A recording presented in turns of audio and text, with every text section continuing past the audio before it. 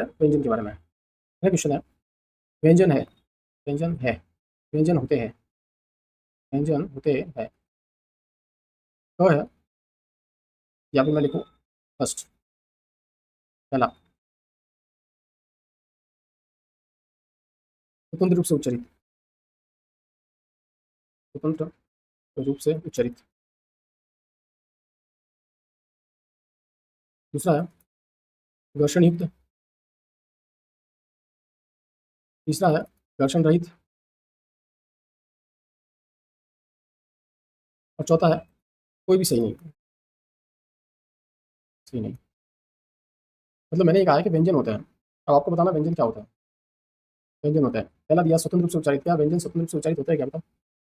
अपने कहा व्यंजन को बोलने में स्वरों का सहयोग लिया जाता है, तो व्यंजन स्वतंत्र रूप से उच्चारित नहीं होते, तो पहला कथन तो गलत ही हो गया। फिर कह रहे हैं कि घर्षण युक्त होते हैं, मतलब व्यंजन के उच्चारण में घर्षण होता है, जीभ या होठ में घर्षण होता है या वायु में घर्षण होता है, तो क्या ये होता है। तो अपने कहा था कि व्यंजन के उच्चारण में जीभ या होठ में कहीं ना कहीं घर्षण होता है, मतलब ये बात तो सही है। तीसरा पॉइंट घर्षण रहित है, मतलब घर्षण नहीं होता है, ये बात तो गलत है, व्यंजन में तो घर्षण होता है, ये बात तो गलत हो गई। और चौथा कोई भी सही नहीं है, तो ये बात भी गलत है, सही तो है ये पॉइंट। तो इसका आंसर क्या हुआ, सेकंड, सेकंड इसका आंसर है, जो कह रहा है घर्षण युक्त होता है।